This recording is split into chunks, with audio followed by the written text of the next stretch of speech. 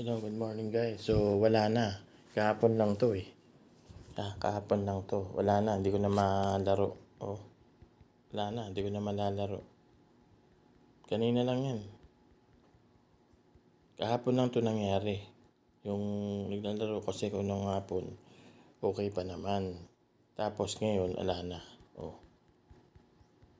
wala na. Ganyan na ganyan yung nangyayari pagka iba yung nilalaro ko. Minsan may lumalabas na malaking box dito, tayo malaking box sana nakaharang para i-click mo yung okay doon sa nilalaro ko Chinese. Tapos ilang weeks lang tinignan ko ulit, in-install ko eh, inano ko muna eh, uninstall.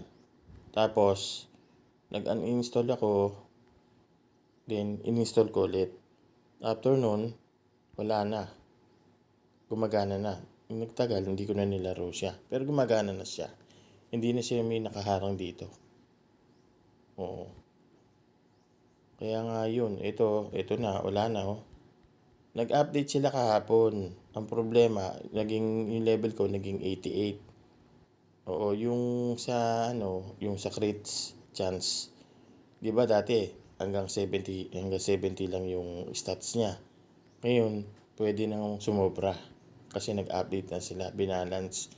Ang problema, yung naglalaro ako dito sa tower, Infinite Tower, ang nangyari nakarating ako ng floor 28. Yun, kasi may mali akong skill. Oo, meron ako nakita doon yung Orc Mage. Natitinira ako, patay na ako kaagad. Kaya kailangan mapatay mo agad siya. Umabot ako ng 28. Kaya yan. Ano ko. In-upload ko na yata yun eh. Kahapon lang in-upload ko. Yun na yun. Kaya sinabi ko wala na ako to. Tinira akong developer. Ewan ko ba kung bakit na ako tinitira. Developer. Naglalaro lang naman ako eh. Wala namang ano to eh. Ewan ko ba kung bakit.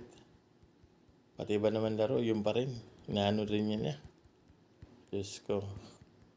Kaya, yun ang ginagawa ko pag tinitira. Tinatanggal ko na. Hindi ako nagtatagal kasi hindi naman ako nanghihinayang dun sa pagle-level eh. Madali lang.